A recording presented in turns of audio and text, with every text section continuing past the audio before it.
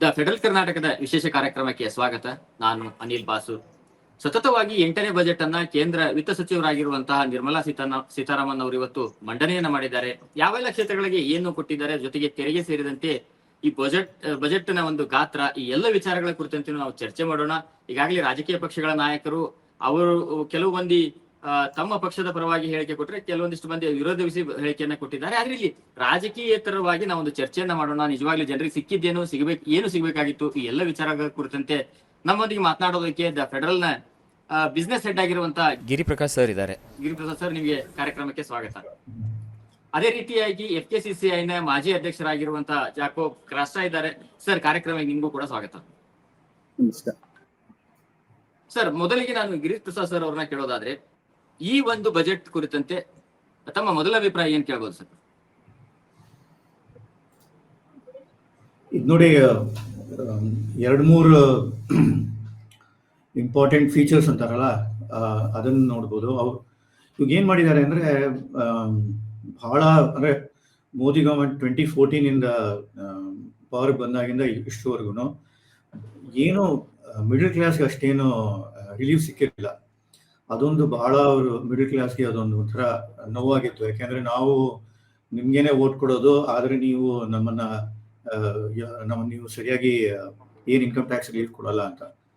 So ಈ ಸಲ ಏನು ಮಾಡಿದ್ದಾರೆ, 12 ಲಕ್ಷ ತನಕ ಎಕ್ಸೆಂಪ್ಷನ್ ಕೊಟ್ಟಿದ್ದಾರೆ. ಓಕೆ, ಆದರೆ ಅದಕ್ಕಿಂತ ಇಂಪಾರ್ಟೆಂಟ್ ಏನು ಅಂದರೆ, ಈಗ ನಾವು ನೋಡಿದ್ರೆ ದಟ್ ಈ ಇನ್ಕಮ್ ಟ್ಯಾಕ್ಸ್ ರಿಲೀಫ್ ಕೊಟ್ಟಿರೋದು ಅದು ಓನ್ಲಿ 0.2% ಆಫ್ ದ GDP ಅಷ್ಟೇನೆ ಆಗೋದು. ಈಗ ಏನು ಅಂದರೆ, ಸ್ವಲ್ಪ ದೊಡ್ಡ ಬಿಗ್ ಪಿಕ್ಚರ್ ಅಂತಾರಲ್ಲ, ಅದನ್ನ ನೋಡಬೇಕು. ನಂಬರ್ 1 ಏನು ಅಂದರೆ, ಇದು ಪರ್ ಕ್ಯಾಪಿಟಾ ಇನ್ಕಮ್ ಎಷ್ಟಿರುತ್ತೋ ಅದರಷ್ಟು ಟ್ಯಾಕ್ಸ್ ಎಕ್ಸೆಂಪ್ಷನ್ ಕೊಡಬೇಕು. ಪರ್ ಕ್ಯಾಪಿಟಾ ಎಕ್ಸೆಂಪ್ಷನ್ನು, ಪರ್ ಕ್ಯಾಪಿಟಾ ಇನ್ಕಮ್ ನಮ್ದಿರೋದು 2 ಲಕ್ಷ ರೂಪಾಯಿನೋ. ಈಗ ಇವರು 12 ಲಕ್ಷ ಕೊಟ್ಟಿದ್ದಾರೆ. ಓಕೆ, ಅದೇನಾಗಿದೆ ಅಂದರೆ, ಬೇರೆದಕ್ಕೆಲ್ಲ ಕಡಿಮೆ ಮಾಡಿದ್ದಾರೆ. ಈಗ ಕ್ಯಾಪಿಟಲ್ ಎಕ್ಸ್ಪೆಂಡಿಚರ್ ಅಂದರೆ ರೋಡ್ಸ್ಗೆ, ಡ್ಯಾಮ್ಸ್ಗೆ, ಅದಕ್ಕೆ ಓನ್ಲಿ 10% ಜಾಸ್ತಿ ಮಾಡಿದ್ದಾರೆ. ಆಕ್ಚುಲಿ ಲಾಸ್ಟ್ ಇಯರ್ ಅದನ್ನು ಸರಿಯಾಗಿ ಓನ್ಲಿ 75% ಅಷ್ಟೇ ಯುಟಿಲೈಸ್ ಮಾಡಿದ್ದು. ಈಗ ಅದನ್ನು ತಗೊಂಡು ಒಂದು 10% ಜಾಸ್ತಿ ಮಾಡಿದ್ದಾರೆ. ಓಕೆ, ಇನ್ನೊಂದೇನೋ ಫೀಚರ್ ಅಂದರೆ, ಈ US ಪ್ರೆಸಿಡೆಂಟ್ ಟ್ರಂಪ್ನವರು ಈಗ ಇನ್ನೇನು ಮುಂದೆ ಏನು ಅನೌನ್ಸ್ಮೆಂಟ್ಸ್ ಮಾಡ್ತಾರೋ, ಟ್ಯಾರಿಫ್ ಜಾಸ್ತಿ ಮಾಡ್ತಾರೋ, ಅದ್ರ ವಿಚಾರ ಮಾತಾಡೇ ಇಲ್ಲ. ಏನೋ ಸ್ವಲ್ಪ ಟ್ಯಾರಿಫ್ಸ್ ಅನ್ನು ಕಡಿಮೆ ಮಾಡಿದ್ದಾರೆ, ಆದರೆ ಇದಕ್ಕಿಂತ ಜಾಸ್ತಿ ಏನೇನು ಸ್ಟೆಪ್ಸ್ ತಗೋಬೋದು. ಆಮೇಲೆ ಇನ್ನೊಂದೇನು ಅಂದರೆ, ಮೋಸ್ಟ್ ಇಂಪಾರ್ಟೆಂಟು, ನೀವು ಇಂಡೈರೆಕ್ಟ್ ಟ್ಯಾಕ್ಸ್ ಕಡಿಮೆ ಮಾಡಿದ್ದೀರಾ. ಯಾಕೆಂದರೆ ಟ್ಯಾರಿಫ್ ಜಾಸ್ತಿ ಹಾಕಿದ್ರೆ ಕಾರ್ಪೊರೇಟ್ ಸೆಕ್ಟರ್ಗೆ ಬಹಳ ಅದು ಇಂಪ್ಯಾಕ್ಟ್ ಆಗುತ್ತೆ. ಅವ್ರಿಗೇನು ಅಷ್ಟು ಜಾಸ್ತಿ ಕೊಟ್ಟೇ ಇಲ್ಲ. ಸೊ ನನ್ನ ಪ್ರಕಾರ ಈ ಬಜೆಟು ಮಿಡ್ಲ್ ಕ್ಲಾಸ್ ಸ್ವಲ್ಪ ಏನಾದ್ರು ಹೆಲ್ಪ್ ಮಾಡಕ್ಕೆ ನೋಡೋಣ ಅಂತ ಹೇಳಿ ಬೇರೆದಕ್ಕೆಲ್ಲ ಎಷ್ಟೋ ಪ್ರಾಬ್ಲಮ್ಸ್ ಮಾಡಿದ್ದಾರೆ. ಇದಕ್ಕಿಂತ ಎಲ್ಲ ಜಾಸ್ತಿ ಬಹಳ ದೊಡ್ಡ ಇಂಪಾರ್ಟೆಂಟ್ ಅಂದರೆ ಫಿಸಿಕಲ್ ಡಿಫಿಸಿಟ್. ಅದನ್ನು ನೋಡಿಕೊಂಡು ಎಲ್ಲರಿಗೂ ಚಿಕ್ಕದಾಗಿ ಏನೇನೋ ಕೊಟ್ಟಿದ್ದಾರೆ. ಫಿಸಿಕಲ್ ಡಿಫಿಸಿಟ್ 4.8 ಇದ್ದಿದ್ದು ಲಾಸ್ಟ್ ಇಯರ್ 4.4 ತನಕ ಮಾಡ್ತೀವಿ ಅಂತ. ಸೊ ನನ್ನ ಪ್ರಕಾರ ಈ ಬಜೆಟು ಫಿಸಿಕಲ್ ಡಿಫಿಸಿಟ್ ಅನ್ನ ನೋಡ್ಕೊಂಡೇ ಮಾಡಿರೋದು, ಅದಕ್ಕಿಂತ ಜಾಸ್ತಿ ಏನು ಮಾಡಿಲ್ಲ. ಸರ್, ನೋಡೋದಾದ್ರೆ ಈಗ ಪ್ರೊಫೆಸರ್ ಕೇಳೋದಾದ್ರೆ, ಈ ಒಂದು ಬಜೆಟ್ ಅನ್ನ ಈಗ ಗಿರಿಪ್ರಕಾಶ್ ಸರ್ ಹೇಳ್ತಿರೋದು, ಯಾರನ್ನ ಒಂದು ಗಮನದಲ್ಲಿಟ್ಟು ಮಾಡಲಾಗಿದೆ, ಜೊತೆಗೆ ಟ್ಯಾಕ್ಸ್ ರಿಲ್ಯಾಕ್ಸೇಷನ್ ಕೊಟ್ಟಿರುವಂತದ್ದು 12 ಲಕ್ಷದವರೆಗೆ ಯಾವುದೇ ರೀತಿಯಾದಂತ ತೆರಿಗೆ ಇಲ್ಲ, ತೆರಿಗೆಯನ್ನ ತೆಗೆದುಹಾಕಿರುವಂತದ್ದು. ಬೇರೆ ಬೇರೆ ಏನು ಕೋನಗಳಿಂದ ನೋಡೋದಾದ್ರೆ ಏನಿದೆ ಸರ್ ಈ ಬಜೆಟ್ ಅಲ್ಲಿ? ಈ ಸ್ಪೆಸಿಫಿಕಲಿ 8ನೇ ಬಜೆಟ್ ನಿರ್ಮಲಾ ಸೀತಾರಾಮನ್ದು ಕಳೆದ ಸತತವಾಗಿ 7 ಬಜೆಟ್ ಅನ್ನ ಮಂಡಿಸಿದರಲ್ಲಿ ಈ ಬಜೆಟ್ ನಿಜವಾಗಿ ಬಹಳ ಚೆನ್ನಾಗಿದೆ ಅಂತ ಹೇಳಲಿಕ್ಕೆ ಬಯಸ್ತೇನೆ. ಯಾಕೆಂದ್ರೆ ಎಲ್ಲಾ ವರ್ಷದ ಬಜೆಟ್ ಕೊಟ್ಟಿರುವಾಗ ನಾವೆಲ್ಲ ಹೇಳ್ತದೆ, ಕಾಮನ್ ಮ್ಯಾನ್ಗೆ ನೀವು ಏನು ಕೊಟ್ಟಿಲ್ಲ, ಯಾಕೆ? ಕಾಮನ್ ಮ್ಯಾನ್ಗೆ ಅವರ ಕೈಯಲ್ಲಿ ಏನಾದ್ರು ಕಾಸು ಕೊಟ್ರೆ ಆವಾಗ ಅವ್ರು ಖರೀದಿ ಮಾಡಿದಾಗ GST ನಿಮ್ಮ ಬೊಕ್ಕಸಕ್ಕನೆ ಬರುತ್ತೆ, ಅದಕ್ಕೋಸ್ಕರ ಯಾಕೆ ಕೊಟ್ಟಿಲ್ಲ ಅಂದ್ಬಿಟ್ಟು ಬಹಳ ಸ್ಟ್ರಾಂಗ್ ಆಗಿ ಹೇಳಿದ್ದೀವಿ. ಅದನ್ನು ಅವರು ಇವಾಗ ಬಹಳ ವಿವರಣೆ ಆಗಿ 2014 ಇಂದ 2.5 lakhs ಎಕ್ಸಾಮ್ಷನ್ ಇರುವುದನ್ನ 5 lakhsಗೆ 2019 ಮಾಡಿ, ಅದಾದ್ಮೇಲೆ 7 ಲಕ್ಷಕ್ಕೆ ಮಾಡಿ, ಇವಾಗ ನಾವು ಎಕ್ಸ್ಪೆಕ್ಟ್ ಮಾಡಿರೋದು ಖಾಲಿ 10 ಲಕ್ಷ ಎಕ್ಸಂಪ್ಷನ್ ಮಾತ್ರ ಕೊಡಬಹುದು ಅಂತ. ಅದನ್ನ ಎಲ್ಲ ಮೀರಿ 12 ಲಕ್ಷ ತನಕ ಈಗ ಎಕ್ಸಂಪ್ಷನ್ ಕೊಟ್ಟಿದ್ದಾರೆ. ಇದರಿಂದ ಏನಾಗುತ್ತೆ, ಮಿಡ್ಲ್ ಮೆನ್, ಸ್ಯಾಲರಿ ಮೆನ್ ಯಾರೆಲ್ಲ ಇದ್ದಾರೋ ಅವರ ಕೈಯಲ್ಲಿ ಕಾಸು ಇರುತ್ತೆ, ಆ ಕಾಸಿ ಖರೀದಿ ಆಗ್ತಾ ಹೋಗುತ್ತೆ. ಮತ್ತಲ್ಲದೆ ಈ ವಿಕಸಿತ ಭಾರತ ಅಂತ ಏನು ಹೇಳ್ಕೊಂಡಿದಾರಲ್ಲ 2047ಕ್ಕೆ ಅಂದ್ರೆ 2047ಕ್ಕೆ 100th ಇಯರ್ ಆಫ್ ಇಂಡಿಪೆಂಡೆನ್ಸ್, ಅದಕ್ಕೆ 4 ಇಂಜಿನ್ಗಳನ್ನು ತಯಾರು ಮಾಡಿದ್ದಾರೆ. 4 engines of growth. That is highest employment ಕೊಡುವ ಫಸ್ಟ್ ಇಂಜಿನ್ ಇಸ್ ಅಗ್ರಿಕಲ್ಚರ್. ಅಗ್ರಿಕಲ್ಚರ್ಗೆ ಆ ಸುವಿಧಾ ಕೊಟ್ಟಿದೆಯಲ್ಲ ಬಹಳ ಚೆನ್ನಾಗಿದೆ. ಬಹುಶಃ ನನಗೆ ಅನಿಸ್ತದೆ ಇಲ್ಲ ನಮ್ಮ ಫಾರ್ಮರ್ಸ್ಗಳು ಬಹಳ ಇರ್ಬೇಕು, ಅಷ್ಟೊಂದು ಒಳ್ಳೆ ಸ್ಕೀಮ್ಸ್ ಗಳು ಕೊಟ್ಟಿದ್ದಾರೆ ಅಗ್ರಿಕಲ್ಚರ್ಗೆ. ಎರಡನೇ growth engine is MSME. MSME ಕೂಡ ನಿಮ್ಗೆ ಗೊತ್ತಿದೆ, ನಮ್ಮ ಭಾರತ ದೇಶದಲ್ಲಿ 6.3 crores ಆಫ್ MSME ಇದೆ. Out of the 6.3 crores 95% are micro, 4% is small and 1% is medium. So ಈ small and micro ನಮ್ಮ ಯೂನಿಟ್ ಗಳಿಗೆ ಬಹಳ ಚೆನ್ನಾಗಿ ಸಣ್ಣ ಕೈಗಾರಿಕೆಗಳಲ್ವ ಸರ್? ಸೂಕ್ಷ್ಮ ಹಾಗೂ ಸಣ್ಣ ಕೈಗಾರಿಕೆಗಳು. ಹೌದು, ಸೂಕ್ಷ್ಮ ಮತ್ತು ಸಣ್ಣ ಕೈಗಾರಿಕೆ. ಈ ವರ್ಷ ಏನ್ ಮಾಡಿದ್ರೆ ಅಂದ್ರೆ ಸ್ಪೆಸಿಫಿಕಲಿ ಲಾಸ್ಟ್ ಇಯರ್ 5 ಕೋಟಿ ಏನು ಕೊಲಾಟ್ರಲ್ ಸೆಕ್ಯೂರಿಟಿ ಇಲ್ಲದೆ ಸಾಲ ಕೊಡುವುದಕ್ಕೆ ಪ್ರಪೋಸ್ ಮಾಡಿದ್ರು, ಅದನ್ನ 10 ಕೋಟಿ ತನಕ ಮಾಡಿದ್ದಾರೆ. ಅದಲ್ಲದೆ ಈ ಸ್ಟಾರ್ಟ್ಅಪ್ಗಳು, ಯಾರ್ಯಾರು ಸ್ಟಾರ್ಟ್ಅಪ್ಗಳಿಗೆ ಕಾಸು ಬೇಕೋ ಅದು 10 ಕೋಟಿ ಲಾಸ್ಟ್ ಇಯರ್ ಮಾಡಿದ್ರು. ಈ ವರ್ಷಕ್ಕೆ ಅದನ್ನ 20 ಕೋಟಿ ರೈಸ್ ಮಾಡಿದ್ದಾರೆ. ಸೊ ಸ್ಪೆಷಲಿ ಈ ಸ್ಮಾಲ್ ಅಂಡ್ ಮೈಕ್ರೋ ಎಂಟರ್ಪ್ರೈಸಸ್ ಮತ್ತೆ ಈ ಸ್ಟಾರ್ಟ್ಅಪ್ಗಳು ನಿಜವಾಗಿ ಈ ತರ ಫೈನಾನ್ಷಿಯಲ್ ಫೆಸಿಲಿಟಿ ಕೊಟ್ರೆ, ನಿಮ್ಗೆ ಗೊತ್ತಿದೆ ಒಂದು 5 ವರ್ಷದ ಹಿಂದೆ ನಮ್ಮ ಬ್ಯಾಂಗ್ಳೂರ್ನಲ್ಲಿ ಹೈಯೆಸ್ಟ್ ಸ್ಟಾರ್ಟ್ಅಪ್ಗಳಿತ್ತು. ಇವಾಗ ಇಟ್ ಶಿಫ್ಟೆಡ್ ಮಹಾರಾಷ್ಟ್ರ ಮತ್ತು ಚೆನ್ನೈ. ಆಮೇಲೆ ಹೈಯೆಸ್ಟ್ ಯೂನಿಕಾರ್ನ್ಸ್ಗಳು ಇಲ್ಲಿ ನಮ್ಮ ಬ್ಯಾಂಗ್ಳೂರ್ನಲ್ಲಿ ಇದೆ. So Bangalore being A most startup oriented city, so ಅದಕ್ಕೊಂದು ಸುವಿಧಾ ಕೊಟ್ಟಿರೋದು ಬಹಳ ಚೆನ್ನಾಗಿರುತ್ತೆ. ಎರಡನೇ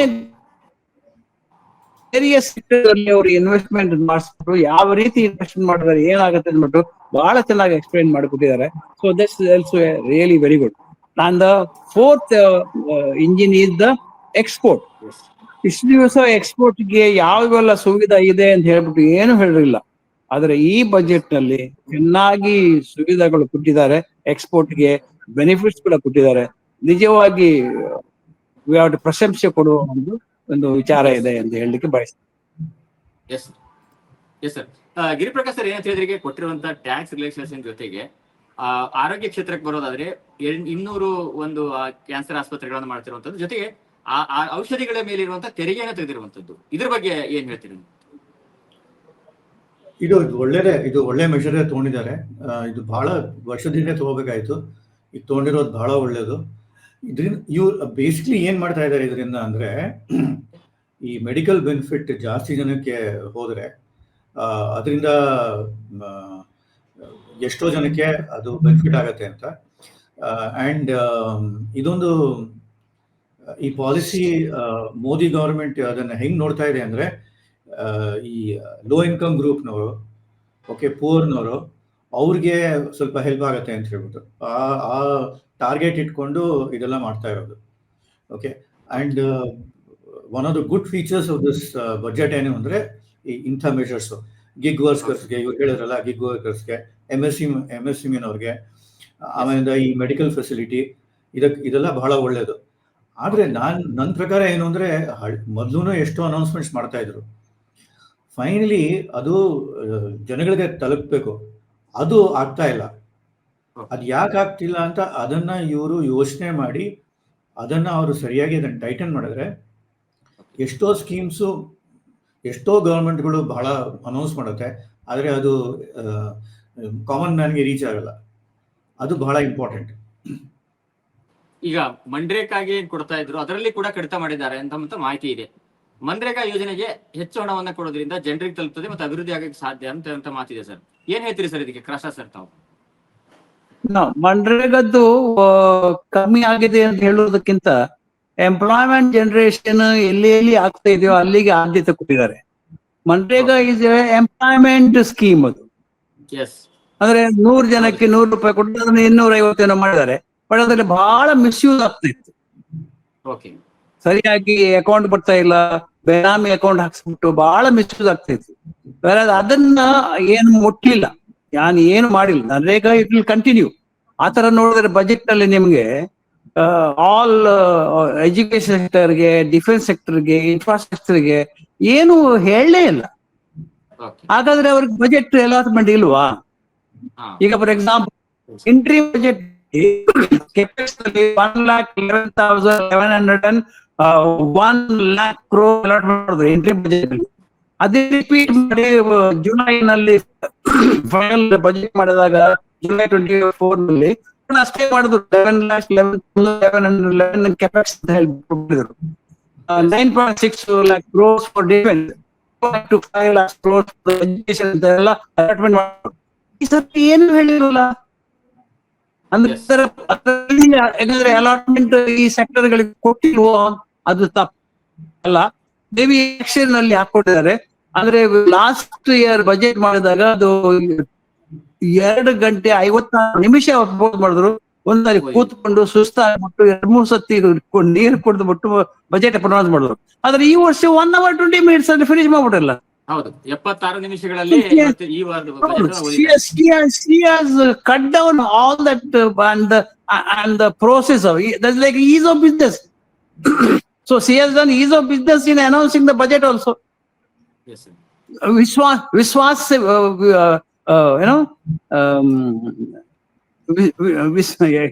ಮರ್ತುಬಿಟ್ಟೆ. ಅಂದ್ರೆ ಇವಾಗ ಏನು ಈಸ್ ಆಫ್ ಬಿಸ್ನೆಸ್ ನಲ್ಲಿ trust and then scrutiny. First ಅಂದ್ರೆ ಅದು ಅಧಿಕಾರಿಗಳಿಗೆ ಒಂದು ವಿಷಯ ಕೊಟ್ಟಿದ್ದಿದೆಯಲ್ಲ, ಬಹಳ ಚೆನ್ನಾಗಿದೆ ಅದು. First you trust the businessman, then scrutinise ಅಂತ ಹೇಳ್ಬಿಟ್ಟು ಇದೆಯಲ್ಲ, ಅದು ಬಹಳ ಚೆನ್ನಾಗಿದೆ. ಅದು ವಿಶ್ವಾಸ ಅಂತ ಅದು ಹೇಳ್ತೀನಿ, ಬೇಕಾದ್ರೆ ಹೇಳ್ತೀನಿ. I have that here. Yes sir, yes sir. ನಾನು ಮತ್ತೊಂದು ಪ್ರಶ್ನೆಯನ್ನ ಕೇಳೋದಾದ್ರೆ ವಿಜಯ್ ಪ್ರಕಾಶ್ ಸರ್ ಹಾಗೂ ರಾಷ್ಟ್ರ ಸರ್ ಅವರಿಗೂ ಸೇರಿನೇ ಕೇಳ್ತಾ ಇದ್ದೀನಿ ಪ್ರಶ್ನೆಯನ್ನ. ಜನಸಾಮಾನ್ಯರಿಗೆ ಈ ಬಜೆಟ್ ಇಂದ ಏನ್ ಸಿಗತ್ತೆ ಅಂತ ಹೇಳಿ ಜನಸಾಮಾನ್ಯರು ಅನ್ಕೊಳ್ಬಹುದು. ಅವರ ಒಂದು ಏನ್ ಅವರ ಆಸೆ ತಕ್ಕಂಗೆ ಏನ್ ಸಿಕ್ಕಿದೆ ಅವ್ರಿಗೆ, ನಮ್ಗೆ ಇದು ಸಿಕ್ಕಿದೆ ಅನ್ನಂತ ಹೇಳುವಂತ ಏನಿದೆ ಸರ್ ಇದು?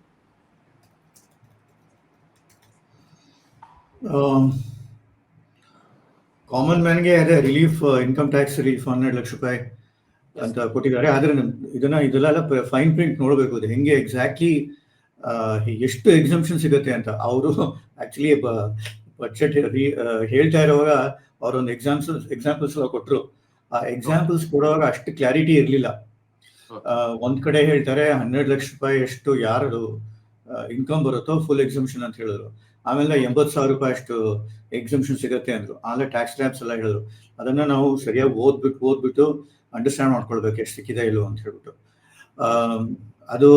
ಅದೊಂದು ಮಾಡಿದ್ದಾರೆ. ಅಂಡ್ ಬೇರೆ ಬೇರೆ ಇದೆ, ನೀವು ಹೇಳಿದ್ರಲ್ಲ ಮೆಡಿಕಲ್ ಫೆಸಿಲಿಟಿ, ಎಷ್ಟೋ ಲೈಫ್ ಸೇವಿಂಗ್ ಡ್ರಗ್ಸ್ ಅನ್ನ ಡ್ಯೂಟಿ ಕಡಿಮೆ ಮಾಡಿದ್ದಾರೆ ಅಂತ ಹೇಳ್ಬಿಟ್ಟು ಅದೊಂದು ಬೇರೆ.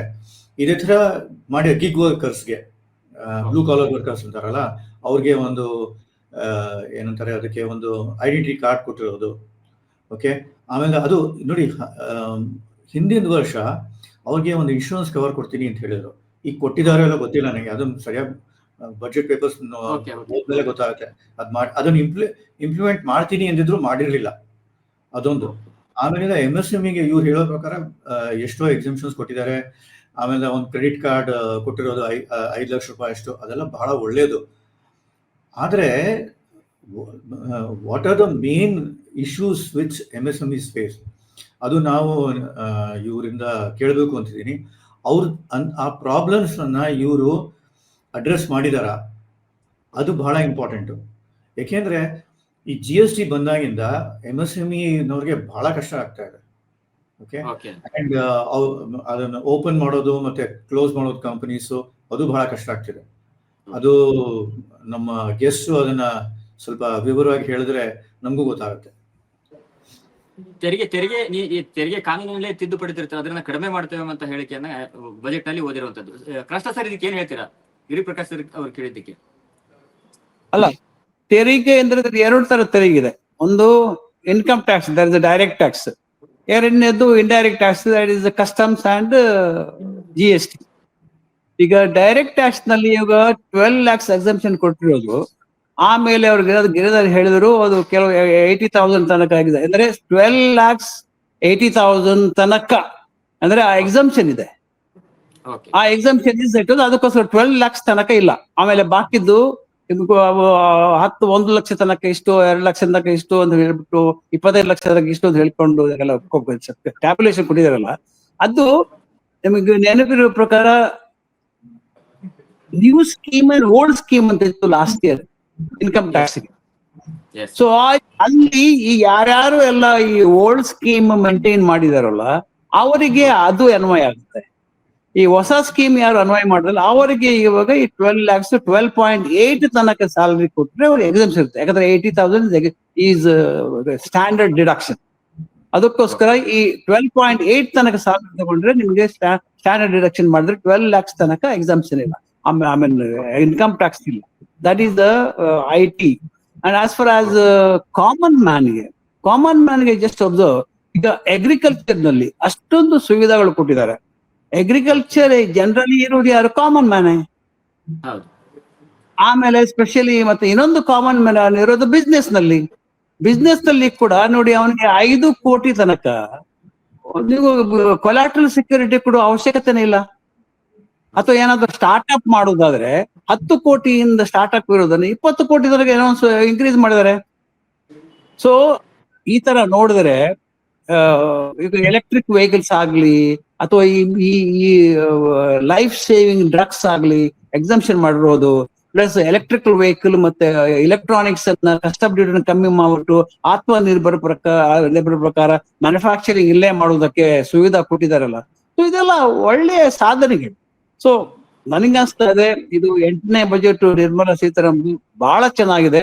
ಈವನ್ ಮೈಕ್ರೋ ಯೂನಿಟ್ಸ್ ನಲ್ಲಿ ನೀವು ಶೋಧನೆ ಮಾಡಿದ್ರು ಕೂಡ ನಿಮ್ಗೆ ಏನ್ ಸಿಗ್ಲಿಕ್ಕಿಲ್ಲ, ಬಹಳ ಚೆನ್ನಾಗಿ ಅಡ್ವಾನ್ಸ್ ಮಾಡಿದೆ. ಓಕೆ ಗಿರಿಪ್ರಕಾಶ್ ಸರ್ ಏನಂತ ಈಗಾಗಲೇ ಹಳ್ಳಿಗಳ ಸ್ಕೂಲ್ಗಳಿಗೂ ಕೂಡ ಒಂದು ಬ್ರಾಡ್ಬ್ಯಾಂಡ್ ಅಂತ ಕೊಡುವಂತದ್ದು, ಅದ್ರ ಜೊತೆಗೆ ಉದ್ಯೋಗ ಸೃಷ್ಟಿ ಎಂಬಂತದ್ದು ಒಂದು ಕೂಡ ಹೇಳಿದ್ದಾರೆ. ಉದ್ಯೋಗ ಸೃಷ್ಟಿ ಆಗುತ್ತೆ ಸರ್ ಈ ಸಲ ಆದ್ರೂ? 5 ಕೋಟಿ ಹೇಳಿದ್ದಾರೆ. ಯೂಶ್ವಲಿ ಏನಾಗಬೇಕು ಅಂದ್ರೆ ಈ government every time union budget ಬಂದಾಗ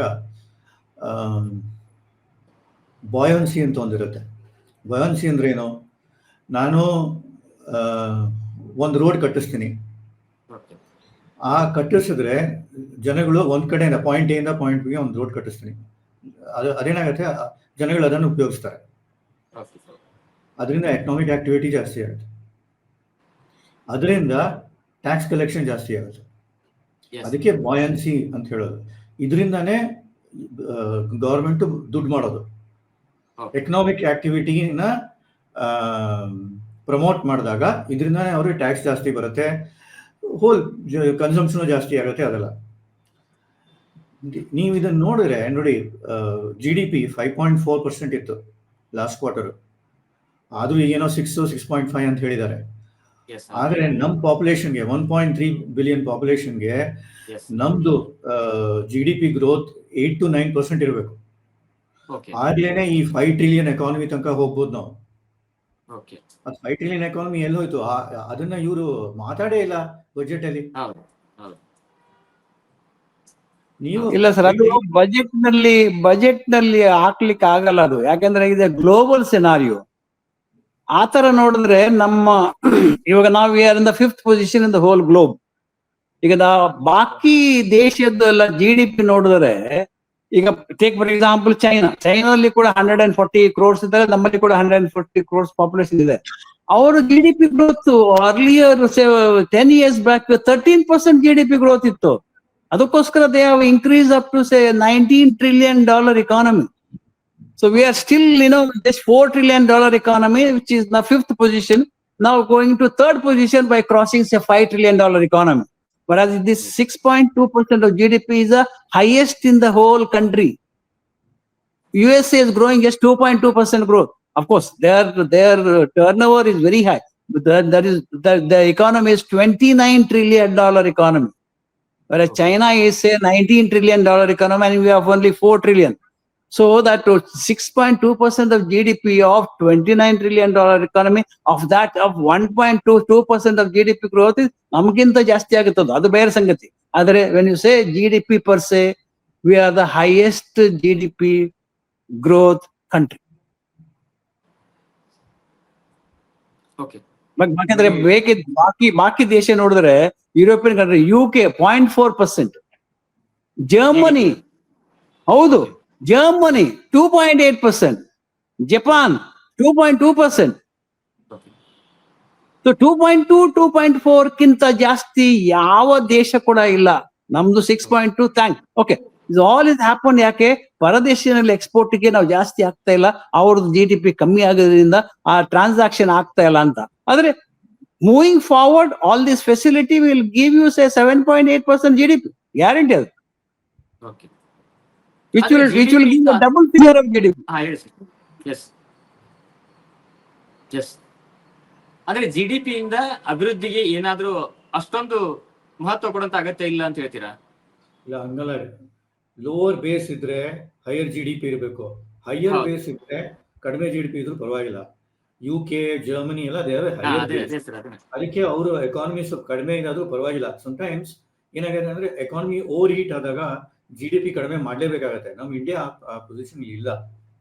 ಅಂಡ್ ಎಷ್ಟೋ ಹಳೆ ಅನೌನ್ಸ್ಮೆಂಟ್ಸ್, ಹಳೆ ಹಿಂದಿನ ಬಜೆಟ್ಸ್ ಅಲ್ಲಿ ಏನ್ ಮಾಡಿದಾರೋ ಆ ವಿಷಯಗಳು ತೆಗಿತಾನೆ ಇಲ್ಲ. ಅದು ಏನಾಗಿದೆ, ಅದು ಮುಂದಕ್ಕೆ ಬಂದಿದ್ಯಾ, ಅದನ್ನ ಕಂಪ್ಲೀಟ್ ಮಾಡಿದಾರ.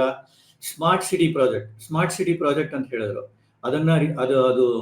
ಅದಕ್ಕೆ ಸಡನ್ ಆಗಿ ಅದನ್ನ ತಂದ್ಬಿಟ್ಟು ಏನೋ ಅರ್ಬನ್ ಚಾಲೆಂಜ್ ಅಂತ ಏನೋ ಮಾಡಿದ್ದಾರೆ. ಹಿಂದಿನ ವರ್ಷ ಕೌಂಟರ್ ಮ್ಯಾಗ್ನೆಟ್ ಸಿಟೀಸ್ ಏನೋ ಮಾಡ್ತೀನಿ ಅಂತ ಹೇಳಿದ್ರು. ಅದ್ರ ವಿಷಯ ಮಾತಾಡೇ ಇಲ್ಲ. ಈಗ ಇನ್ನೊಂದು ಹೊಸದಕ್ಕೆ ಟರ್ಮ್ ಹಾಕ್ಬಿಟ್ಟು ಅರ್ಬನ್ ಚಾಲೆಂಜ್ ಅಂತ ಏನೋ ಒಂದು 100 ಸಿಟೀಸ್ ಮಾಡಿದ್ದಾರೆ. ಅರೆ, ಒಂದು ಸ್ಕೀಮ್ ತೆಗೆದಾದ್ಮೇಲೆ ಅದನ್ನ ಮುಗಿಸಿ ಕರೆಕ್ಟ್ ಆಗಿ. ಸ್ಮಾರ್ಟ್ ಸಿಟಿ ಪ್ರಾಜೆಕ್ಟ್ ಮಾಡಿದ್ದೀರಾ ಅಂದ್ರೆ ಅದನ್ನ ಫುಲ್ ಮುಗಿಸಿ. ಅದಾದ್ಮೇಲೆ ಇನ್ನೊಂದು ತಗೊಳ್ಳಿ. ಹಳೆ ಹಿಂದಿನ ಬಜೆಟ್ ಅಲ್ಲಿ ಏನೇನೇ ಅನೌನ್ಸ್ ಮಾಡಿದಿರೋ ಅದಕ್ಕೆ ಪತ್ತೇನೇ ಇಲ್ಲ. ಅದು ಏನಾಗಿದೆ ಅಂತಾನೆ ಗೊತ್ತಿಲ್ಲ. ಓಕೆ, ನೀವು ಅಂಡ್ ಫಿಸಿಕಲ್ ಪ್ರೂಡೆನ್ಸ್ ಯಾಕೆ ಗವರ್ಮೆಂಟ್ ಆಫ್ ಇಂಡಿಯಾ ಈಗ ನೀವು 4.4% ಮಾಡ್ತೀನಿ ಅಂದ್ರೆ ಅದು ಯಾಕೆ ಹೆದರಿಕೆ ಅಷ್ಟು? ಯಾಕೆಂದ್ರೆ ಎಕಾನಮಿಲಿ ದುಡ್ಡೇ ಇಲ್ಲ, ಬ್ಯಾಂಕಲ್ಲಿ ದುಡ್ಡೇ ಇಲ್ಲ. ಅದೇ ಪ್ರಶ್ನೆ, ಅದೇ ಪ್ರಾಬ್ಲಮ್ ಆಗಿರೋದು. ಬ್ಯಾಂಕಲ್ಲಿ ದುಡ್ಡಿದ್ರೆ ತಾನೇ ನೀವು ಅದನ್ನ ಖರ್ಚು ಮಾಡೋಕ್ಕಾಗೋದು. ಅದು ಇನ್ನೊಂದೇನು ಅಂದ್ರೆ ನೀವು ಏನ್ ಸ್ಕೀಮ್ಸು ತೆಗಿತಿಲ್ಲ, ಅದರಿಂದ ನಾವು ಟ್ಯಾಕ್ಸ್ ಕಲೆಕ್ಟ್ ಮಾಡ್ಬೋದು, ಇಲ್ದರೆ ಜಾಸ್ತಿ ರೆವಿನ್ಯೂ ಬರ್ಬೋದು ಅಂತ. ದೊಡ್ಡ ಬ್ಯಾಂಕಿಂಗ್ ರಿಫಾರ್ಮ್ಸ್ ಮಾಡ್ಬೋದಾಗಿತ್ತು, ಅದ್ ಮಾಡ್ಲಿಲ್ಲ. ಓಕೆ, MSMEಗೆ ಇನ್ನ ಎಷ್ಟೋ ಪ್ರಾಬ್ಲಮ್ಸ್ ಇದೆ, ಅದನ್ನ ತೆಗ್ದಿಲ್ಲ. ರೋಡ್ ಟ್ರಾನ್ಸ್ಪೋರ್ಟ್, ಇನ್ಫ್ರಾಸ್ಟ್ರಕ್ಚರ್ಗೆ ನೀವು ಅಷ್ಟು ಎಂಫಸೈಸ್ ಕೊಟ್ಟು ಸಡನ್ ಆಗಿ ಎಷ್ಟು 9 ಲಕ್ಷ ರೂಪಾಯಿ ಜಾಸ್ತಿ ಮಾಡಿದೀರಾ. ನೀವು ಅಲ್ಲಿಂದ ಒಂದು ತಗೊಳ್ಳೋದು, ಇಲ್ಲಿಂದ ಒಂದು ತಗೊಳ್ಳೋದು, ಏನೋ ಒಂದು ಹೊಸ ಬಜೆಟ್ ಮಾಡೋದು, ಅಂಡ್ ಸಡನ್ ಆಗಿ ಏನೋ ಒಂದು ಇನ್ಕಮ್ ಟ್ಯಾಕ್ಸ್ ಬೆನಿಫಿಟ್ ಕೊಡೋದು ಅಂತ ಹೇಳೋದು. ನೀವು ಟ್ಯಾಕ್ಸ್ ಬೇಸ್ ಕಡಿಮೆ ಮಾಡಿದ್ದೀರಾ. 12 ಲಕ್ಷ ರೂಪಾಯಿ ಇನ್ಕಮ್ ಟ್ಯಾಕ್ಸ್ ಇನ್ನು ಕೊಟ್ಬಿಟ್ಟು ಟ್ಯಾಕ್ಸ್ ಬೇಸ್ ಕಡಿಮೆ. ಮೊದಲೇ ಟ್ಯಾಕ್ಸ್ ಬೇಸ್ ಚಿಕ್ಕದು, ಅದನ್ನ ಇನ್ನ ಚಿಕ್ಕದು ಮಾಡಿದ್ದೀರಾ. ದುಡ್ಡು ಏನ್ ಬರುತ್ತೆ ನೆಕ್ಸ್ಟ್ ಇಯರ್? ಪ್ರೈವೇಟ್ ಕನ್ಸಂಪ್ಷನ್ ಕಡಿಮೆ ಆಗಿದೆ. ಕಾರ್ಪೊರೇಟ್ ಸೆಕ್ಟರ್ನವ್ರು ಯಾರು ನೋಡಿ, ಟೂತ್ ಪೇಸ್ಟ್ ಆಗಲಿ, ಟೂತ್ ಬ್ರಷ್ ಆಗಲಿ, ಇದನ್ನ ಯಾರು ತಗೊಳ್ತಾ ಇಲ್ಲ. Private consumption has decrease. ಅದಕ್ಕೇನೆ 5.4% GDP ಗ್ರೋತ್ ಆಗಿದ್ದು. Look at the rupee, it is just increasing. ಅದನ್ನ ಫಾರಿನ್ ಎಕ್ಸ್ಚೇಂಜ್ ಅನ್ನ ದುಡ್ಡು ಹಾಕಿ ನೀವು ರುಪಿ ವ್ಯಾಲ್ಯೂನ ಒಂದು ಹಿಡಿತದಲ್ಲಿದ್ದೀರಾ. ಬಟ್ ಫಾರಿನ್ ಎಕ್ಸ್ಚೇಂಜ್ ಕಡಿಮೆ ಆಗಿಲ್ವಾ, ಡಿಪ್ಲೀಟ್ ಆಗಿಲ್ವಾ? ಯೋಚನೆ ಮಾಡಿ ಇಂಥ ಬಜೆಟ್ ಮಾಡಬೇಕು. ನೀವು ಸುಮ್ಮನೆ ಏನೋ ಮಾಡ್ತೀರಾ. ಅಂಡ್ ಐ ಮೀನ್ ಯಾವುದೋ ಹಿಂದಿ ಹೆಸರುಗಳೆಲ್ಲ ಹಾಕ್ತೀರಾ ನಿಮ್ಮ ಸ್ಕೀಮ್ಸ್ಗೆ. ಅದು ಸೌತ್ ಇಂಡಿಯಾಗೆ ಯಾರಿಗೂ ಅರ್ಥ ಆಗಲ್ಲ. ಯಾಕೆ ಅಷ್ಟು ಹಿಂದಿ ಇದು ಉಪಯೋಗಿಸ್ಬೇಕು? ಇಂಗ್ಲಿಷ್ ಆಗಲ್ವಾ? ಸೊ ದಟ್ ಹೋಲ್ ಕಂಟ್ರಿ ಗೊತ್ತಾಗತ್ತೆ. ವಿಕಸಿತ್ ಭಾರತ್ ಅಂತೆ, ಆ ಭಾರತ್ ಅಂತೆ, ಈ ಭಾರತ್ ಅಂತೆ, ಏನಿದೆ ಅರ್ಥ? ಅಷ್ಟಿದ್ರೆ ನೀವು ಇಂಗ್ಲಿಷಲ್ಲಿ ಹೇಳಿ ಏನಾಗಿದೆ ಅಂತ. ಏನು ಸೌತ್ ಇಂಡಿಯಾ ಇಲ್ವಾ ಇಲ್ಲಿ? ಏನೋ ಸ್ಟೇಟ್ಸ್ಗೆ ಏನ್ ಮಾಡಿದೀರಾ? ಸೌತ್ ಇಂಡಿಯನ್ ಸ್ಟೇಟ್ಸ್ ಏನ್ ಮಾಡಿದೀರಾ? ಅಷ್ಟು ದುಡ್ಡು ಕಲೆಕ್ಟ್ ಮಾಡ್ತೀರಾ, ಅದು ಬಿಹಾರ್ಗೆ ಹೋಗುತ್ತೆ, ಉತ್ತರ ಪ್ರದೇಶ ಹೋಗುತ್ತೆ. ಈಗ ಸೌತ್ ಇಂಡಿಯಾಗೆ ಬರುತ್ತೆ ಯಾವ್ದಾರು ಬಹಳ ಕಡಿಮೆ ಬರುತ್ತೆ ದುಡ್ಡು. ಯಾಕೆ? ನಾವೇನೆ ಅಷ್ಟು ದುಡ್ಡು ಕೊಡೋದು ಅಂಡ್ ಅವ್ರು ತಗೊಳ್ಳೋದು, ಅಲ್ಲಿಂದ ಏನು ಸಂಪಾದನೆ ಇಲ್ಲ. ಇದನ್ನೆಲ್ಲ ಅಡ್ರೆಸ್ ಮಾಡಿದಾರ ಬಜೆಟ್ ಅಲ್ಲಿ? ಮಾಡೇ ಇಲ್ಲ. ಕ್ರಾಸ್ಟರ್ ಸರ್ ಏನ್ ಹೇಳ್ದಂತ ಹೇಳಿದ್ರೆ, ಈಗ 5 ರಾಜ್ಯಗಳೇನಿದೆ, ದಕ್ಷಿಣ ಭಾರತದ 5 ರಾಜ್ಯಗಳು, ಕರ್ನಾಟಕ, ತಮಿಳುನಾಡು, ಆಂಧ್ರ ಪ್ರದೇಶ, ಕೇರಳ, ಮಹಾರಾಷ್ಟ್ರ, ಈ ದಕ್ಷಿಣ ಭಾಗದ ರಾಜ್ಯಗಳೇನಿದ್ದಾವೆ, ಇಲ್ಲಿಂದ ಒಂದು ಹೆಚ್ಚಿಗೆ ತೆರಿಗೆ ದುಡ್ಡು ಹೋಗ್ತದೆ. ಆದ್ರೆ ಅದನ್ನೆಲ್ಲಾನು ಕೂಡ ಉತ್ತರ ಭಾಗಕ್ಕೆ ಸರ್ಕಾರ ಖರ್ಚು ಮಾಡ್ತದೆ. ಅದನ್ನ ಮೆನ್ಷನ್ ಮಾಡ್ಬೇಕಾಗಿತ್ತು. ಇದು ಇವತ್ತಿನ ಮಾತ್ರ ಅಲ್ಲ, ಹಿಂದಿನಿಂದಲೂ ಕೂಡ ಆಗ್ರಹ ಮಾಡ್ಕೊಂಡು ಬಂದಿದ್ರು ದಕ್ಷಿಣದ ರಾಜ್ಯಗಳು ಕೇಳ್ಕೊಂಡು ಬರ್ತಿರುವಂತದ್ದು. ಇದನ್ನ ಮೆನ್ಷನ್ ಮಾಡಿಲ್ಲ. ಇದನ್ನ ಮೆನ್ಷನ್ ಮಾಡ್ಬೇಕಾಗಿತ್ತಾ ಅಥವಾ ಮಾಡದೇ ಇರೋದು ನಡೆಯುತ್ತಾ ಅಂತ ಹೇಳಿ? ಇದು ಬಜೆಟ್ ನಲ್ಲಿ ಬರಲ್ಲ ಸರ್. ಅದು ಏನಿದ್ರು ಇಕನಾಮಿಕ್ ಸರ್ವೆ ನಲ್ಲಿ ಬರುತ್ತೆ. ಯಾವ್ಯಾವ ಸ್ಟೇಟಿಗೆ ಎಷ್ಟೆಷ್ಟು ಅನುದಾನ ಕೊಟ್ಟರು ಅಂದ್ಬಿಟ್ಟು ಹೇಳ್ಬಿಟ್ಟು, ಅದು ನೀತಿ ಆಯೋಗದ ಒಂದು ಸಾಧನೆ. ಆಮೇಲೆ ನೀವು ಏನ್ ಸೌತ್ ಇಂಡಿಯಾ ಅಂತ ಹೇಳಿದ್ರಲ್ಲ, ಈಗ 75 to 80% of GST collection comes from South India. Of course, I agree with that most of the money collected from South India. Yes. South ಇಂಡಿಯಾಗೆ ನೀವು ಏನ್ ಕೊಟ್ರಿ ಅಂತ, ಈಗ ಅವರು ದೇಶವಾರು ಏನು ಪ್ರೆಸೆಂಟೇಶನ್ ಕೊಟ್ಟಿಲ್ಲ, ಎಕ್ಸೆಪ್ಟ್ ಫಾರ್ ಬಿಹಾರ್. ಯಾಕಂದ್ರೆ ಲಾಸ್ಟ್ ಇಯರ್ ಆಂಧ್ರ ಪ್ರದೇಶ್ ಸ್ವಲ್ಪ ಕೊಟ್ರು, ಆಮೇಲೆ ಈ ಸತಿ ಬಿಹಾರಕ್ಕೆ ಕೊಟ್ರು. ಯಾಕಂದ್ರೆ ಬಿಹಾರ್ ಆಂಧ್ರ ಪ್ರದೇಶ್ ಅವರು ಸರ್ಕಾರ ನಡೆಸ್ಬೇಕಲ್ಲ, ಸಂಯುಕ್ತ ಸರ್ಕಾರ ಇಬ್ಬರು ಬಿಹಾರ್ ಮತ್ತೆ ಆಂಧ್ರ ಪ್ರದೇಶ್ ಇದ್ದರಿಂದ ಅವರು ಸರ್ಕಾರ ನಡೆಯುತ್ತಾ ಇದೆ ಅಲ್ಲಿ. ಸೊ ಅವ್ರಿಗೆ ಏನಾದ್ರು ಕೊಡ್ಬೇಕು ಬಜೆಟ್. ಎಲ್ಲದ್ರಲ್ಲೂ IIT-ಗಳನ್ನ ಕೊಡೋದು, ಎಲ್ಲದ್ರಿಂದ ಕೂಡ ಹೆಚ್ಚಿಗೆ ಒಂದು ಕೊಟ್ಟಿರುವಂತದ್ದು ಆ 2 ರಾಜ್ಯಗಳಿಗೆ. ಹೌದು, ಅದಕ್ಕೆ ಈವನ್ ಅಲಾಟ್ಮೆಂಟ್ ಆಫ್ ಸೀಟ್ಸ್ ಕೂಡ ಜಾಸ್ತಿ ಮಾಡಿದ್ದಾರೆ. ಮೆಡಿಕಲ್ ಆಗಲಿ, IIT ಆಗಲಿ, ಇಂಡಿಯನ್ ಸೋರ್ಸ್ ಆಗಲಿ ಜಾಸ್ತಿ. ಅಂದ್ರೆ more and more higher education ಬರಲಿ, more and more artificial intelligence ಅನುಗುಣ ಆಗಲಿ, more and more employment generation ಆಗಲಿ, ಮೋರ್ ಅಂಡ್ ಮೋರ್ ಇಂಡಸ್ಟ್ರೀಸ್ಗಳು ಬರಲಿ, ಅಗ್ರಿಕಲ್ಚರ್ ಸುಧಾರಣೆ ಆಗಲಿ, ಇನ್ವೆಸ್ಟ್ಮೆಂಟ್ ಆಗಲಿ ಅಂತ ಹೇಳ್ಬಿಟ್ಟು ಅದೊಂದು ಈ ಬಜೆಟ್ ಒಂದು ಸಾಧನೆ. ಇಲ್ಲಿ ಪ್ರಶ್ನೆ ಇರೋದು ಏನಂತ ಹೇಳಿದ್ರೆ ಕ್ರಾಸ್ಟರ್ ಸರ್, ಆಕ್ಚುಲಿ ಈಗ ಇಲ್ಲಿ ಕೊಡಬೇಕಾಗಿರೋಂತ ನ್ಯಾಯಯುತವಾಗಿ ಕೊಡಬೇಕಾಗಿರೋಂತ ಹಣನೇ ಕೊಡ್ತಿಲ್ಲ. ಯಾಕಂತ ಹೇಳಿ ಸಿದ್ದರಾಮಯ್ಯ ಕೂಡ ಒಂದು ಪ್ರೆಸ್ ರಿಲೀಸ್ ಮಾಡಿದ್ರೆ 5,600 ಕೋಟಿ ರೂಪಾಯಿಗಳಷ್ಟು ತೆರಿಗೆ ಹಣದ ಬರೋದಿತ್ತು ಇಲ್ಲಿಗೆ, ಅದನ್ನ ಕೊಟ್ಟಿಲ್ಲ ಅಂತೇಳಿ. ಇಲ್ಲಿ ನ್ಯಾಯಯುತವಾಗಿ ಅಂದ್ರೆ ಉತ್ತರ ಭಾಗಕ್ಕೆ ಅವ್ರು ಖರ್ಚು ಮಾಡುವಂತದ್ದನ್ನ ಹೆಚ್ಚಿಗೆ ಮಾಡ್ಲಿ, ಯಾಕಂತ ಹೇಳಿ ಅಲ್ಲಿ ಬಡತನ ಇದೆ, ಎಲ್ಲಾನು ಇದೆ ಅಂತ ಹೇಳಿ. ಆದ್ರೆ ಕೊಡಬೇಕಾದಂತ ದುಡ್ಡನ್ನ ಯಾಕೆ ಕೇಂದ್ರ ಸರ್ಕಾರ ರಾಜ್ಯ ಕೊಡ್ತಾ ಇಲ್ಲ ಅಂತ ಹೇಳಿ? ಅದು ನೀತಿ ಆಯೋಗದ ಧೋರಣೆ ಸರ್.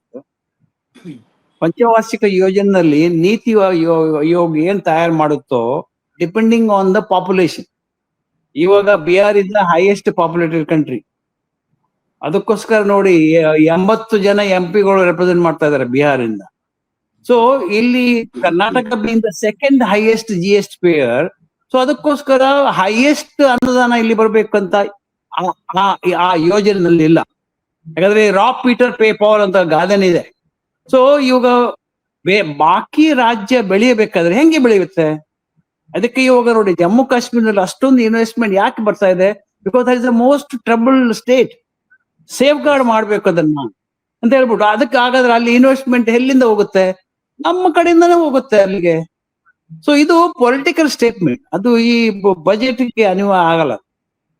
ಓಕೆ, ಗಿರಿಪ್ರಕಾಶ್ ಸರ್ ಏನಂತ ಹೇಳಿದ್ರೆ, ನಮಗೇನ್ ಕೇಳ್ತಿರುವಂತದ್ದು ನಮ್ಮ ರಾಜ್ಯಕ್ಕೆ ಬರ್ಬೇಕಾಗಿರುವಂತದ್ದು, ಅಂದ್ರೆ ನಾ ಹೇಳ್ತಿರೋದು ಪ್ರತಿಯೊಂದು ರಾಜ್ಯಕ್ಕೂ ಕೂಡ ಈ ಒಂದು ದುಡ್ಡು ಅಂದ್ರೆ ತೆಗೆದುಕೊಂಡಂತ ಬಜೆಟ್ ನ ಒಂದು ಪಾಲ ಅಥವಾ ಹೆಚ್ಚುವರಿಯನ್ನು ಕೇಳ್ತಾ ಇರೋದ ರಾಜ್ಯ?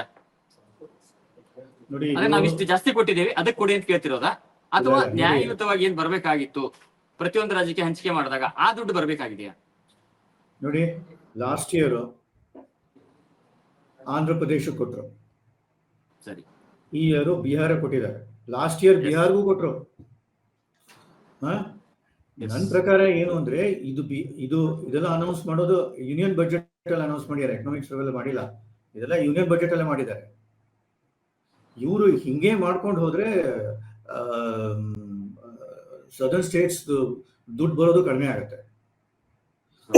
ಇನ್ನು ಜಮ್ಮು ಅಂಡ್ ಕಾಶ್ಮೀರ್ ಅಂತ ಹೇಳಿದ್ರು, ಓಕೆ, ಅದನ್ನ ಆರ್ಟಿಕಲ್ 370 ಎಲ್ಲ ಸ್ಕ್ರಾಪ್ ಎಲ್ಲ ಮಾಡಾದ್ಮೇಲೆ ದೊಡ್ಡ ಇಂಡಸ್ಟ್ರಿಯಲಿಸ್ಟ್ ಅಲ್ಲಿ ಹೋಗ್ಬಿಟ್ಟು ದೊಡ್ಡ ಅನೌನ್ಸ್ಮೆಂಟ್ಸ್ ಮಾಡಿದ್ರು. ಒಂದು ಪ್ರಾಜೆಕ್ಟ್ ಆದ್ರೂ ಬಂದಿದೆಯಾ ಜಮ್ಮು ಅಂಡ್ ಕಾಶ್ಮೀರಲ್ಲಿ? ದುಡ್ದು ಒಂದು ಬಂದಿಲ್ಲ ಇನ್ನ. ಅಂಬಾನಿ ಅವ್ರು ಹೇಳಿದ್ರು, ಅದಾನಿ ಅವ್ರು ಹೇಳಿದ್ರು, ಎಷ್ಟೋ ಜನಗಳು ಹೇಳಿದ್ರು, ಯಾವ್ದಾದ್ರು ಒಂದು ಪ್ರಾಜೆಕ್ಟ್ ಬಂದಿದೆಯಾ? ಯಾಕೆ ಬಂದಿಲ್ಲ? ಓಕೆ, ಯೂನಿಯನ್ ಬಜೆಟ್ ಅಂದ್ರೆ ಏನರ್ಥ? ಯೂನಿಯನ್ ಬಜೆಟ್ ಅಂದ್ರೆ union of States budget. Centre ಅಷ್ಟೇ ಅಲ್ಲ, ಒಂದೇ ಸ್ಟೇಟ್ಸ್. ಇಲ್ಲಿ ಎಲೆಕ್ಷನ್ಸ್ ನಡೆಯುತ್ತೆ, ನಾನ್ ಗೆಲ್ಬೇಕು, ಅದಕ್ಕೋಸ್ಕರ ಎಲ್ಲ ಸ್ಕೀಮ್ಸ್ ಅವ್ರಿಗೆ ತರೋಣ. ಸರಿನಾ ಇದು? ಕರ್ನಾಟಕಕ್ಕೆ ಯಾವಾಗ ಕೊಡ್ತಾರೆ ಇವರು? ಎಷ್ಟು ವರ್ಷಗಳಾಯ್ತು ಕರ್ನಾಟಕ ಕೊಡೋದು? ಯಾಕೆಂದ್ರೆ ಅಪೋಸಿಷನ್ ಪಾರ್ಟಿ ಇದೆ ಇಲ್ಲಿ, ರೂಲ್ ಮಾಡ್ತಾ ಇದೆ. ಸೊ ಪರವಾಗಿಲ್ಲ, ಬೇಕಾಗಿಲ್ಲ. ಹಿಂಗೆಲ್ಲ ಮಾಡೋದು ಸರಿ ಇಲ್ಲ. ಎಲ್ಲಾ ಸ್ಟೇಟ್ಸ್ಗೂ ಕೊಡಬೇಕು. ಕೇರಳ ಕೊಡಬೇಕು, ತಮಿಳುನಾಡು ಕೊಡಬೇಕು, ಆಂಧ್ರ ಪ್ರದೇಶ್ ಕೊಡಬೇಕು, ಕರ್ನಾಟಕ ಕೊಡಬೇಕು, ವೆಸ್ಟ್ ಬೆಂಗಾಲ್ ಕೊಡಬೇಕು. ವೆಸ್ಟ್ ಬೆಂಗಾಲ್ ಏನಿದೆ ಸ್ಕೀಮ್ಸ್? ನಾರ್ತ್ ಈಸ್ಟ್ ಇಷ್ಟು ನೆಗ್ಲೆಕ್ಟ್ ಮಾಡಿದ್ದಾರೆ. ಅಲ್ಲಿರೋ ದೊಡ್ಡ ದೊಡ್ಡ ಹಾಸ್ಪಿಟಲ್ಸ್ ಆಗಲಿ, ಅವ್ರಿಗೆ IITs ಆಗಲಿ, ಅವ್ರಿಗೆ ಇನ್ಫ್ರಾಸ್ಟ್ರಕ್ಚರ್ ಮಾಡಿದ್ರೆ ಅದು ಎಕನಾಮಿಕ್ ಆಕ್ಟಿವಿಟಿಯಿಂದ ಜಾಸ್ತಿ ಆದರೆ ಮೈಗ್ರೇಷನ್ ಅಲ್ಲಿಂದ ಸದರ್ನ್ ಸ್ಟೇಟ್ಸ್ಗೆ ಕಡಿಮೆ ಆಗುತ್ತೆ. ಮೈಗ್ರೇಷನ್ ಯಾಕೆ ನೋಡಿ, ಬ್ಯಾಂಗ್ಳೂರಲ್ಲಿ 52% of the total population migrants. ಯಾಕೆ? ಬಿಹಾರಿಂದ ಬರ್ತಾರೆ. ಆಟೋ ರಿಕ್ಷಾ ಡ್ರೈವರ್ಸ್ ಎಲ್ಲ ಬಿಹಾರ್ನವರು, ಟ್ಯಾಕ್ಸಿ ಡ್ರೈವರ್ಸ್ ಎಲ್ಲ ಬಿಹಾರ್ನವರು. ಯಾಕೆ ಇಲ್ಲಿ ಬರ್ತಾರೆ? ಯಾಕೆಂದ್ರೆ ಅದು ಜಾಬ್ಸ್ ಇಲ್ಲ. ಯಾಕೆ ಜಾಬ್ಸ್ ಇಲ್ಲ? ನೀವು ಹಿಂಗೆ ಮಾಡ್ತಾ ಕೂತಿದ್ರೆ ಒಂದೇ ಸ್ಟೇಟ್, ಒಂದ್ 3-4 ಸ್ಟೇಟ್ ಇಂದಾನೆ ಎಲ್ಲ ದುಡ್ಡು ಬರೋದು. ಅದು ಎಷ್ಟು ವರ್ಷದ ತನಕ ನಾವು ನಾರ್ದರ್ನ್ ಸ್ಟೇಟ್ಸ್ ಫಂಡ್ ಮಾಡಕ್ಕಾಗತ್ತೆ?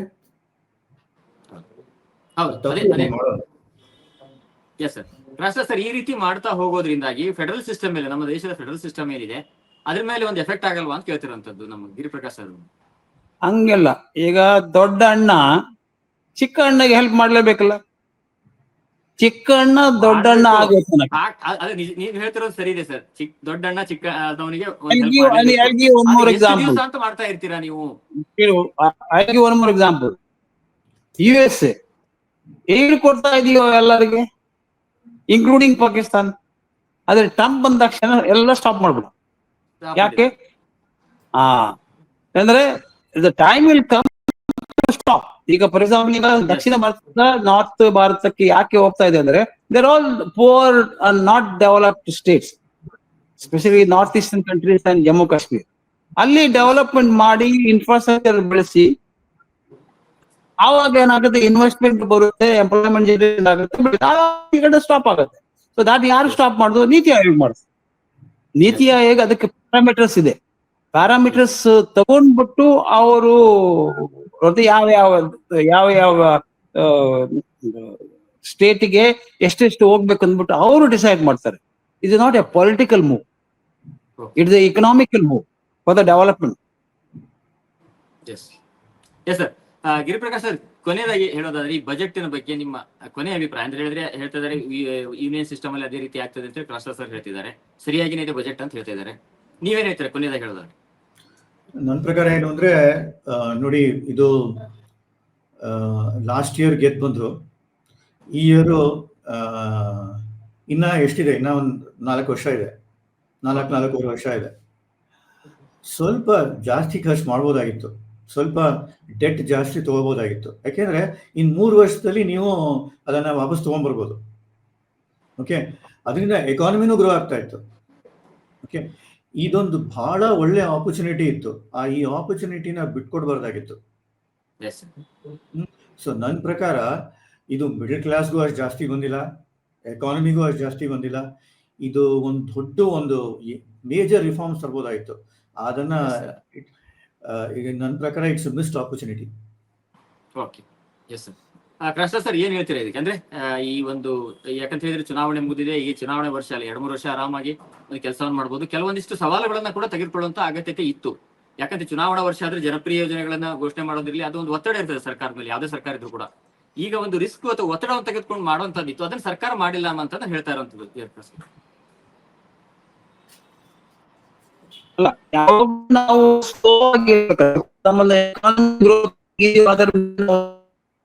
ಸೊ ಈ ಸ್ಲೋ ಗ್ರೋತ್ ಯಾವಾಗ ಈ ಮೇಂಟೈನ್ ಮಾಡುವ growth is concern, which was 7.2%, which was brought down to 6.8%. now 6.5% ಇರುವುದನ್ನ ಮೇಲೆ ಕೊಟ್ಟು 6.8% GDP ಗ್ರೋತ್ ತಗೊಂಡ್ಬರ್ತೀನಿ ಹೇಳ್ತಿದೆಯಲ್ಲ. ಇದರಿಂದ ಏನಾಗ್ತದೆ, all over the country things will happen. whereas south and north division ಅನ್ನು ಮುಂಚಿನಿಂದಲೂ ಇದೆ, ಅದು ಏನ್ ಮಾಡ್ಲಿಕ್ಕೆ ಆಗಲ್ಲ. Because if U see even Google Raj time ನಲ್ಲಿ ಕೂಡ ನೋಡಿದ್ರೆ ಅಲ್ಲಿ ಎಜುಕೇಶನ್ ಇರಲಿಲ್ಲ. ಸೌತ್ ಇಂಡಿಯಾದಲ್ಲಿ ಒಳ್ಳೆ ಎಜುಕೇಶನ್ ಇತ್ತು. Politically also there is a lot of change. South India ನಾವು ಏನ್ ಡಿಸೈಡ್ ಮಾಡಿದ್ರೆ ಎಕ್ಸಾಕ್ಟ್ಲಿ ಆಪೋಸಿಟ್ ಆಗಿ ನಾರ್ತ್ ಇಂಡಿಯಾ ಡಿಸೈಡ್ ಮಾಡುತ್ತದೆ. ಸೊ ವಿತ್ ದಿಸ್ ನಾವು things are changing with the GST implementation. economical things also changing. Wait for some time. It's a slow, steady reaches the goal ಅಂತಾರಲ್ಲ ಆತರ. ಅದೇ ವಿವಾದ ಸೇ ವಿಶ್ವಾಸ ಅಂತ ಹೇಳ್ತಾರಲ್ಲ ಆತರ. Yes sir. ಕೇಂದ್ರ ಬಜೆಟ್ ಕುರಿತಂತೆ ಇಷ್ಟೊತ್ತೂ ನಮ್ಮ ಜೊತೆಗಿದ್ದು ನಿಮ್ಮ ಸಮಯವನ್ನು ಕೊಟ್ಟು ಏನೆಲ್ಲ ವಿಚಾರಗಳಿದಾವೆ, ಏನೆಲ್ಲ ವಿಚಾರಗಳ ಜನರಿಗೆ ಅರ್ಥ ಆಗೋ ರೀತಿಯಲ್ಲಿ ತಿಳುವಳಿಕೆ ಮಾಡಿಕೊಟ್ಟಿದ್ದಕ್ಕಾಗಿ ದ ಫೆಡರಲ್ ನ ಬಿಸ್ನೆಸ್ ಹೆಡ್ ಆಗಿರುವಂತಹ ಗಿರಿಪ್ರಕಾಶ್ ಸರ್ ಅವರಿಗೆ, ಅದೇ ರೀತಿ ಏನು FKCCIನ ಮಾಜಿ ಅಧ್ಯಕ್ಷರಾಗಿರುವಂತಹ ಯಾಕೂಬ್ ಕ್ರಾಸ್ಟರ್ ಸರ್ ಅವರಿಗೂ ಕೂಡ ದಿ ಫೆಡರಲ್ ಕರ್ನಾಟಕ ವತಿಯಿಂದ ಧನ್ಯವಾದಗಳು ಸರ್. ನಮಸ್ಕಾರ.